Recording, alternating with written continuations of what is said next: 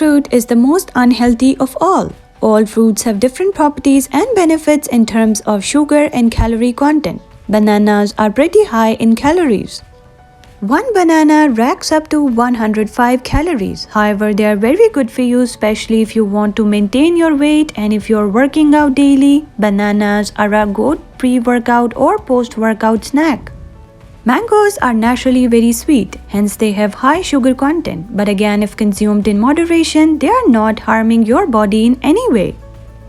In fact, the fiber content in fruits helps in stabilizing our blood sugar levels, which is why fruits are best consumed whole, not juiced.